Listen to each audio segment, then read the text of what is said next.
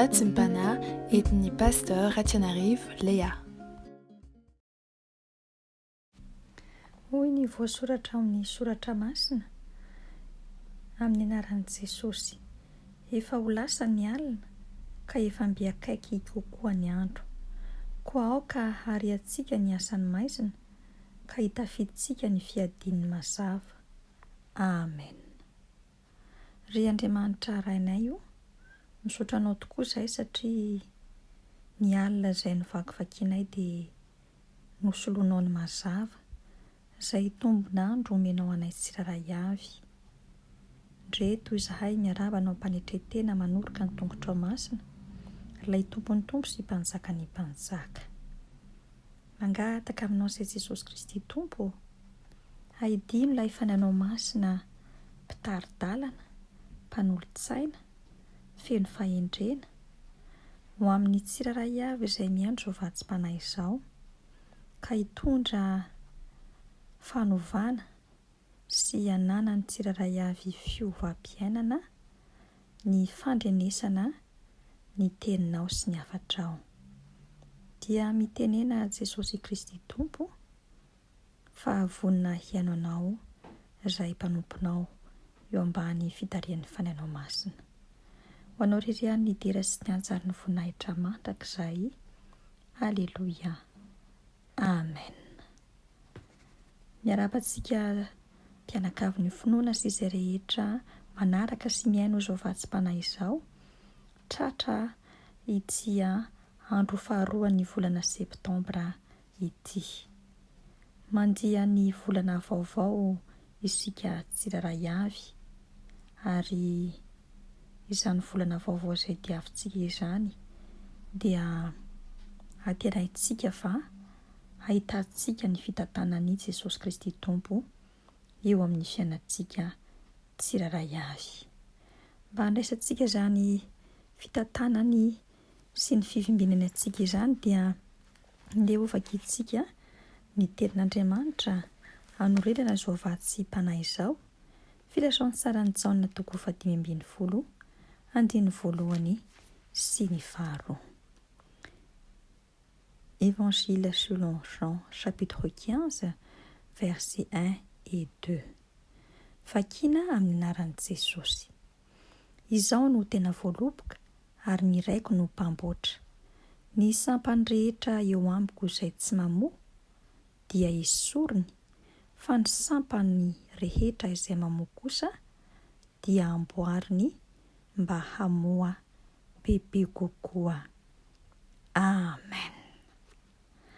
Izany tenin'Andriamanitra izay nosoratan'i Jaona ato amin'ny filazantsara toko 5:12 izany dia tenin'Andriamanitra izay efa fariantsika tsiraray avy. Tonga amintsika izany teny izany amin'ity maraina ity, amin'ny alalan'izao vatsim-panahy izao, ary mitarika antsika amin'ny lohateny hoe meteza ho amboariny mba hamoha bebe kokoa. Meteza ho amboariny mba hamoha bebe kokoa. Fantatritsika tsara amin'ny alalan'izao tenin'Andriamanitra izao fa Andriamanitra iray no mpanamboatra. Jesosy Kristy Tompo ilay foto-boaloboka, ary isika tsiraray avy no sampana eo amin'izany foto-boaloboka izany.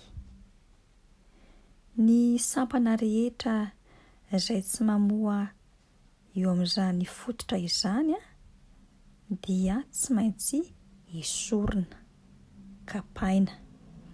Fa ny sampana izay mamoha kosa dia amboarina, tefena mba hamoha voa bebe kokoa. Ao anatin'izany fanamboarana tanterahan'Andriamanitra izany dia samy miara-manaiky isika tsiraray avy fa tsy tsara, tsy mahafinaritra, marary ny fanamboarany Jesosy Kristy Tompo. Tsy tahaka ny hoe olona atao masazy na olona iotra ohatra, na olona koa hoe ny olona manao fikarakarana an'ireny tenany ireny dia mahafinaritra azy ny mikarakara ny tenany, mahafinaritra azy ny mahazo ny otra, fa izao ilay fanamboaran'Andriamanitra iray kosa dia marary ho an'ny mpanaradia azy. Ao anatin'izay farariana izay, ao anatin'ny fanarana dian'i Jesosy dia ilain'ny sampana izany fanamboarana izany. Satria nahoana? Famindrapoany no mbola mahatonga ny Jesosy Kristy Tompo hanamboatra ny tsiraray avy mba hamoha tsara, hanome vokatra tsara ary koa vokatra be dia be.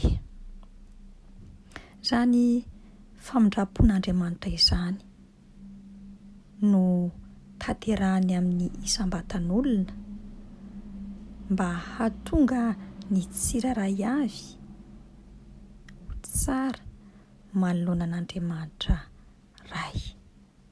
Andriamanitra ray mantsy dia mitaky izay mpanaradia an'i Jesosy Kristy Tompo mba hiova, hiala ao anatin'ny aizina ka hiaina ao anatin'ny fahazavana, hiala ao anatin'ny fahotana ka hiaina ao anatin'ny sitrapon'Andriamanitra.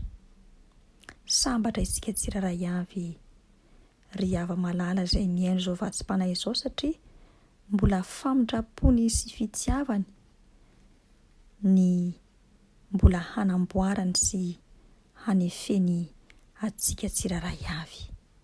Ary izay indrindra no tokony hanekentsika sy handraisantsika izany fanamboarana izany, manomboka amin'izao ataontsika hoe tao mpianarana vaovao izay idiran'ny mpianatra, tao mpanompoana izay idirana vaovao indray, ary koa taona vaovao indray izay hanombohana ny asa ho an'izay miasa sy eo amin'ny lafin'ny fiainantsika tsiraray avy.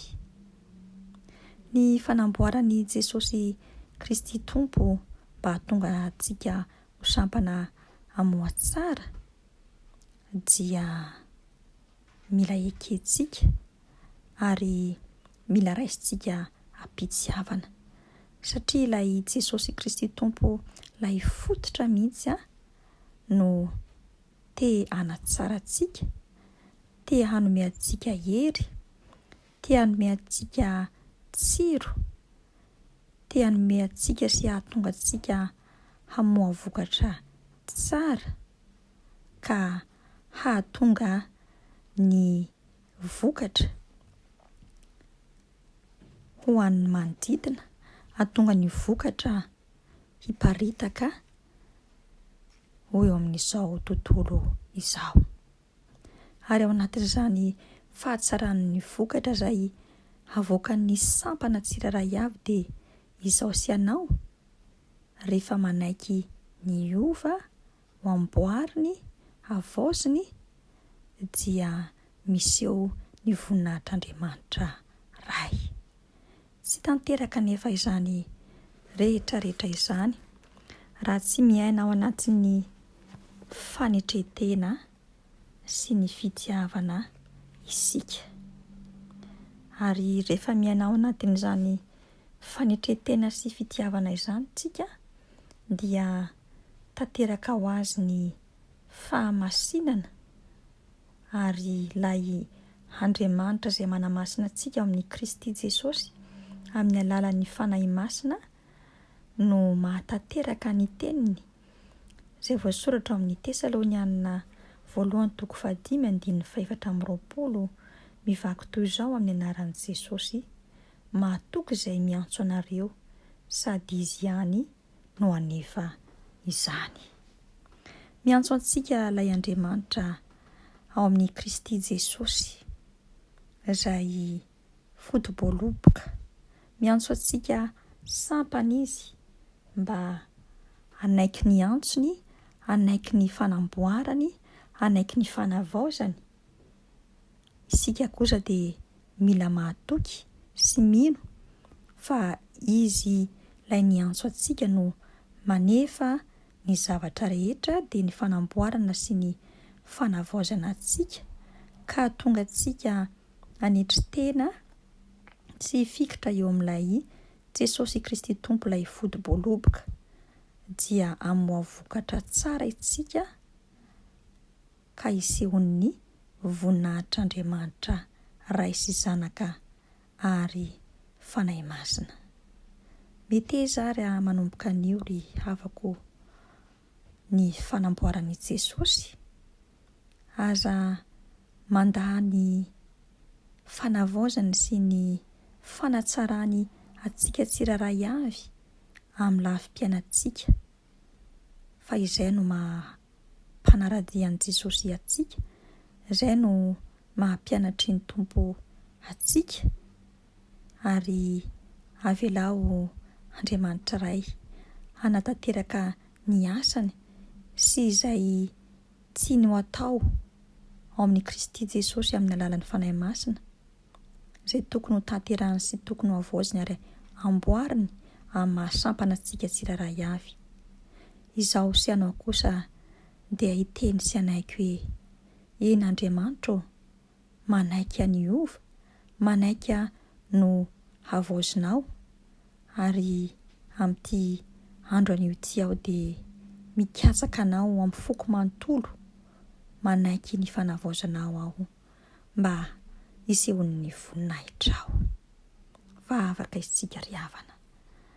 Misaotra ry tomponay sy mpanjakanay tamin'ny alalan'ny teninao amin'izao vatsim-panahy izao, ka dia mangataka ny fanahinao masina izahay sampana, izay mifototra, mifikitra, mirantsana eo aminao Jesosy Kristy Tompo ilay fody-boaloboka, ny mba hanaiky ny ho havaozinao, ho amboarinao, ho atsanganao ho sampana vaovao ka hamoha voatsara sy betsaka ho voninahitr'Andriamanitra Ray.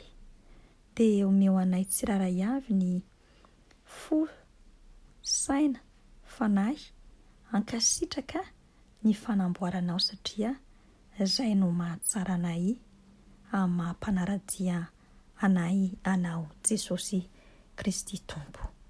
Dia ho tanterahanao aminay tsiraray avy ny tsodranao masina manao hoe ary Andriamanitra ny fiadanana ny hamasina anareo samy ho tanteraka ka aoka rovana avokoa ny fanahinareo sy ny ainareo ary ny tenanareo ho tanteraka ka tsy hanatsiny amin'ny fiavian'i Jesosy Kristy Tompontsika. Ho anao kosa ilay mipetraka eo ambony seza fiandrianana sy ny zanak'ondry, ny dera sy ny anja ary ny voninahitra mandrakizay.